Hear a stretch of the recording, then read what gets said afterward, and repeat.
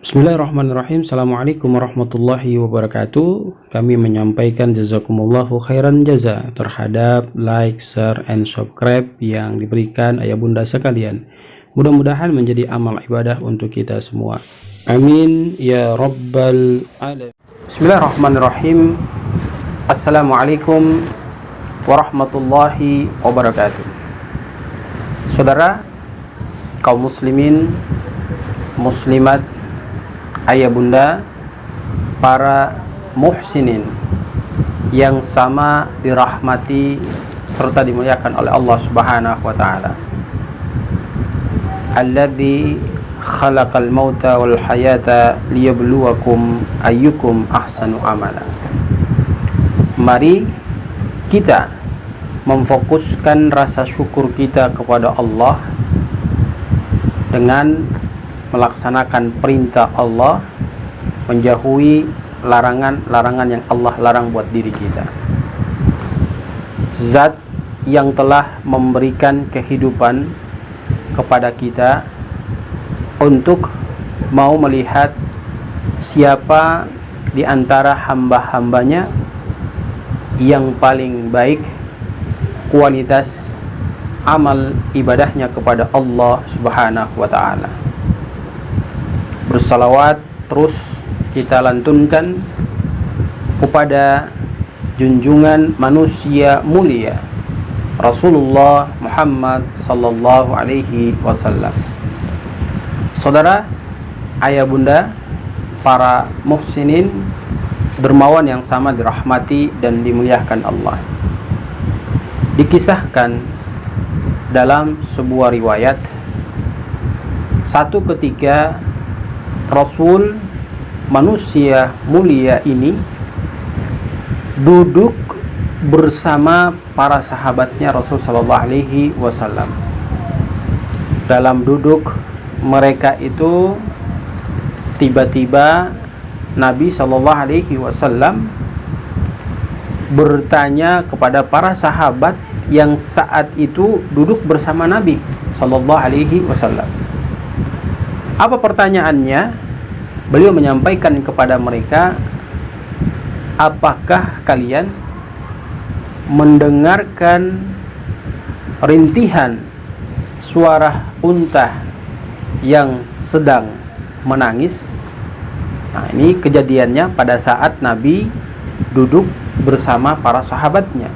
Lantas Nabi bertanya sesuai dengan apa yang tadi kita dengarkan. Seketika itu para sahabat pun menjawab pertanyaan Rasul dengan mengatakan, benar wahai Rasulullah, kami ini dari tadi sedang mendengar suara rintihan unta. Pada saat mereka mengatakan dengan kalimat benar, kami mendengar suara unta rintihannya, maka Nabi sallallahu alaihi wasallam menyampaikan kepada para sahabatnya dengan mengatakan, ketahuilah bahwa sesungguhnya suara yang kalian dengarkan, yang kalian anggap bahwa itu adalah merupakan suara unta menjerit, merintih seakan dia mau beranak, ya. Maka Nabi Shallallahu Alaihi Wasallam memberikan statement jawaban kepada mereka yang mungkin membuat mereka pada waktu itu merasa terheran-heran. Apa jawaban Rasul Shallallahu Alaihi Wasallam? Nabi katakan, sesungguhnya suara yang kalian dengar itu sebenarnya bukan suara rintihan dari seekor unta yang hendak dia mau beranak, ya, hendak dia mau beranak. Ketahuilah oleh kalian bahwa suara yang kalian dengarkan, rintihan yang kalian dengarkan itu adalah merupakan suara yang asalnya dari pohon kurma yang kalian lihat ini. Kemudian, tahukah kalian, kata Rasul sallallahu alaihi wasallam, kenapa pohon kurma ini menangis? Nabi melanjutkan perkataannya dengan mengatakan, sesungguhnya pohon kurma ini menangis dengan rintihan yang kalian dengarkan tadi itu sangat memberikan pengaruh kepada siapa saja yang mendengarkan tangisan tersebut. Itu disebabkan karena dia mengetahui bahwa dia akan dipotong dan akan diganti dengan mimbar. Maka dengan kemahaperkasaan Allah yang kelebihan Allah berikan kepada Rasul sallallahu alaihi wasallam, lalu melalui kelebihan yang dimiliki Rasul sallallahu alaihi wasallam itu, beliau sallallahu alaihi wasallam bertanya kepada pohon kurma tersebut dengan mengatakan, ada dua pilihan untuk pohon kurma itu. Yang pertama, maukah dia tumbuh di dunia dengan kondisi yang sama yang saat sekarang ini dia dapati, ataukah nanti dia tumbuh di akhirat? Maka mendengar perkataan yang disampaikan Rasulullah SAW kepada pohon kurma tersebut, lalu pohon kurma itu mengatakan dia lebih memilih untuk nanti tumbuh di surganya Allah Subhanahu wa taala.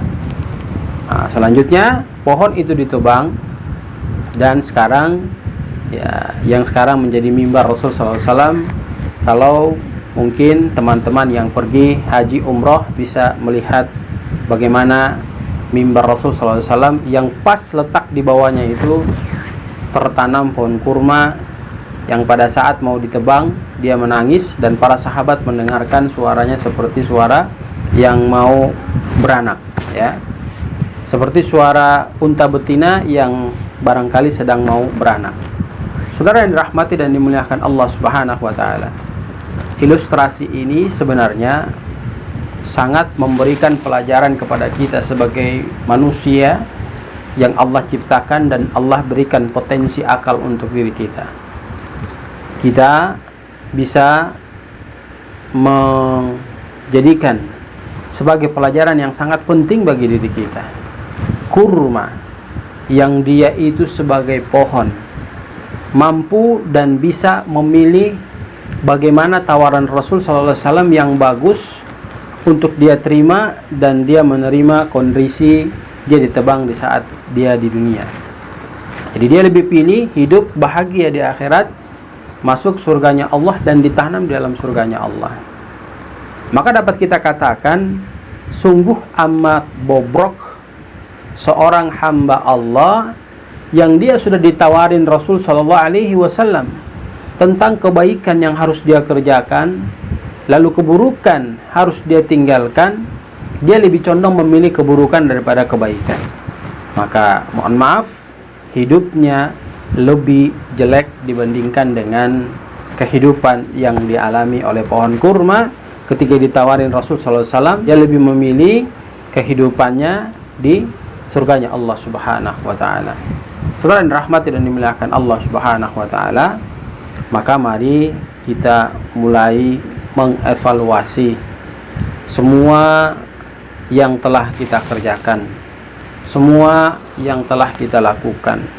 Sekiranya hal-hal tersebut mendatangkan kemurkaan Allah, mendatangkan kemarahan Allah, mendatangkan ketidaksenangan Allah pada diri kita, hendaknya secepat mungkin kita meninggalkan hal tersebut.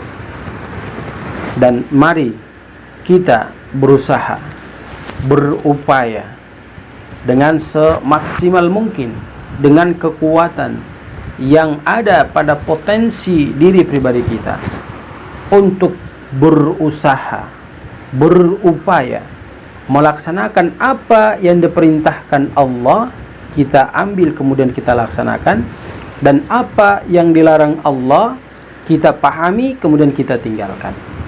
Maka konsep kehidupan yang demikian, benar kita ambil kita laksanakan, salah kita pahami kita tinggalkan, maka akan mendatangkan suasana kebahagiaan yang sangat istimewa pada perjalanan kehidupan kita. Yang terpenting yang harus kita pahami, bahwa setiap dari kita pasti akan mengalami pertanggungjawaban terhadap apa yang kita lakukan, apa yang kita kerjakan, apa yang kita usahakan di alam permukaan buminya Allah Subhanahu wa taala. Maka jadilah manusia yang sebagaimana dicontohkan oleh kurma, ingin memilih hidup lebih layak di surganya Allah dibandingkan dengan hidup di dunia yang sifatnya sementara. Maka contoh sederhana ini semoga memberikan inspirasi pada diri kita, yang dengan itu memberikan pembelajaran kepada kita bahwa jangan sampai kesibukan dunia melupakan kita untuk kebahagiaan kita kelak di akhirat.